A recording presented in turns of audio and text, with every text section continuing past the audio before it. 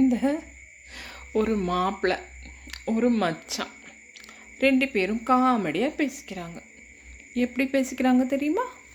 ஒருத்தன் கேட்குறான், மச்சான் என்ன மச்சான் எப்படி இருக்கீங்க அப்படின்னு கேட்குறான். அவன் என்ன பண்ணுவான், மாமங்காரன் சரியான தில்லாலங்கடி. அவன் சொல்கிறான், எல்லாம் இருக்கண்டா அப்படிங்கிறான். இவன் சும்மா விடுவானா? நம்மக்கிட்ட தான் நோண்டி நோண்டி வம்பு இழுக்கிறதுக்குனே சிலவங்க சுற்றுவாங்களே, அந்த மாதிரி சொல்லுமாமா அப்படின்னு. இல்லைடா ஒன்று யோசிக்கிறேன்.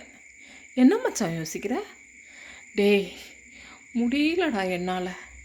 நான் ஒன்று நினச்சேன், அது ஒன்று நடக்குது. நீ என்ன நினச்ச, அது என்ன நடக்குதுன்னு இவன். டேய் ஏன்டா என் வயிற்றுல கலர்றதுக்குனே வரீங்க 4 பேர் அப்படிங்கிறான் அவன்.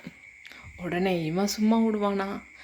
எதன்னா ஒன்று இல்லைனாலே சும்மா கிளறிட்டு இருப்பானுங்க. இதில் இவன் ஒரு மாதிரி இருக்கான்னு தெரிஞ்ச உடனே என்னமோ இருக்குது அப்படின்னு இவனுக்கு தோணிடுச்சு. சும்மா சொல்லுமாமா அப்படின்னு அவன். இல்லை நல்லா வாழலான்னு தான் பார்த்தேன், ஒரே நாளில் பணக்காரனா ஆனோன்னு நானும் இன்னமும் பண்ணி பார்த்தேன்டா.